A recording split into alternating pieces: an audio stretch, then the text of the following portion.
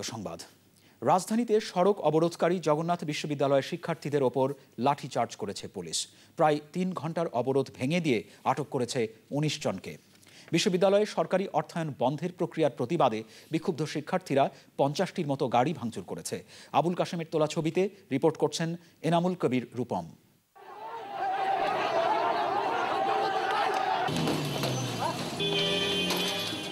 Press club এলাকায় রাজপথ অবরোধ করে বিক্ষোভ দেখানো জগন্নাথ বিশ্ববিদ্যালয়ের শিক্ষার্থীদের উপর এভাবেই হামলা চালায় পুলিশ ও একটি ছাত্র সংগঠনের কর্মীরা।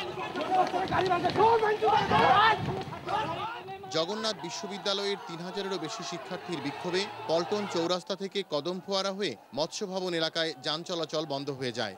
শিক্ষার্থীদের অভিযোগ, অর্থায়ন বন্ধ হয়ে গেলে বিশ্ববিদ্যালয়ের আয় বাড়াতে গিয়ে তাদের সেমিস্টার ফি ৩৫০০ টাকা থেকে বাড়িয়ে ২০,০০০ টাকা করা হয়েছে। আমাদের যত বাজেট আছে সবগুলো বন্ধ করে দেওয়া হয়েছে। আমাদের কোনো হল নাই কেন? যেগুলো আছে সবগুলো আমলাদের দখলে। জগন্নাথে পড়তেছি, নাহলে আমরা যদি টাকা হতো আমরা নর্থ সাউথে পড়তাম। আমরা এই ৬ বছর ধরে আন্দোলন করতেছি, কিন্তু আমাদের দাবি মানা হয় নাই।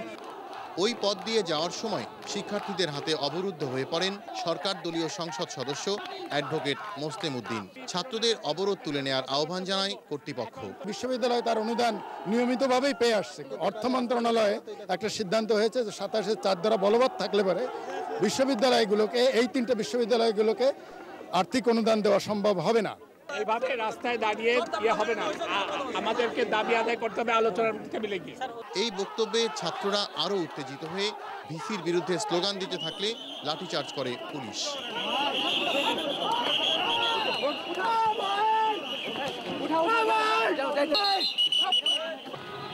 পুলিশের তাড়া খেয়ে পালানোর সময় বিভিন্ন যানবাহনে ব্যাপক ভাঙচুর চালায় শিক্ষার্থীরা।